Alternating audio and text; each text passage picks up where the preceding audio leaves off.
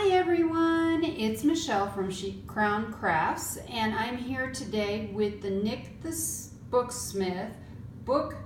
Well, it's the Deserted Island Challenge, but I'm taking it a little bit further today because I am actually making a whole backstory with this.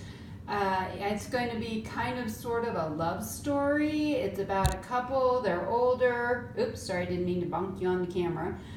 They're older, she's in her mid-50s, he's a little bit older than she is. It's the late 1800s. He has business in the islands. I haven't decided which island yet, so maybe you guys can give me some tips. I don't know where people might have gone for business, like Jamaica maybe, or some of those other islands in that area. So anyway, what I am doing is I've picked out what I'm going to use. So we were allowed four Gibbons. Oh, ignore the very untypical late 1800s Band-Aid.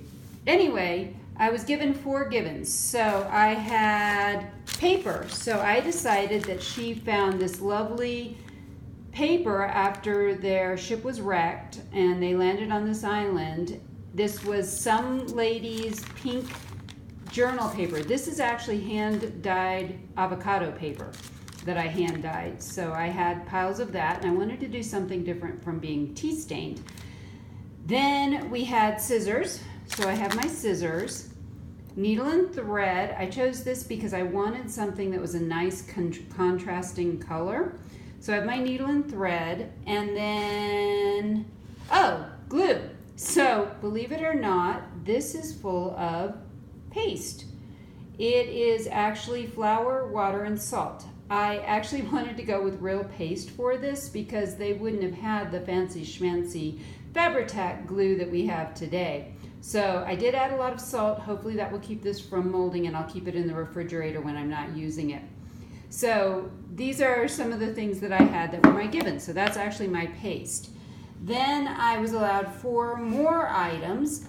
I chose this pen because it writes the most like an ink pen would have written back in the day. I grabbed this folder because I loved how it looks. It looks almost like leather.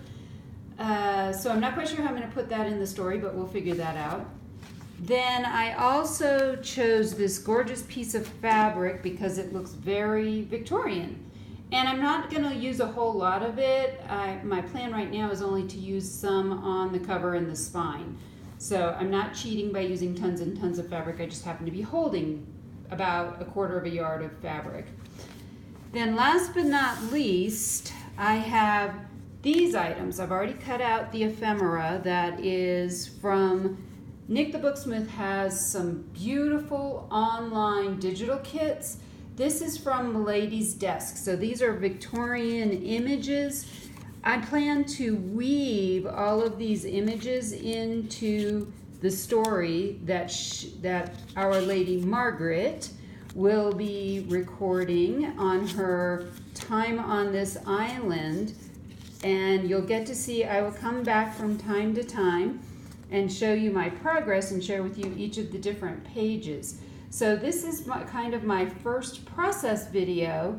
From here, I will be, I'm going to go ahead and sew in the signatures. Then, that's kind of boring stuff, you don't want to see all that. But then once I get the signatures sewn in, I'll probably come back and show you how I'm doing the cover, because there's quite a bit of stuff that goes into that.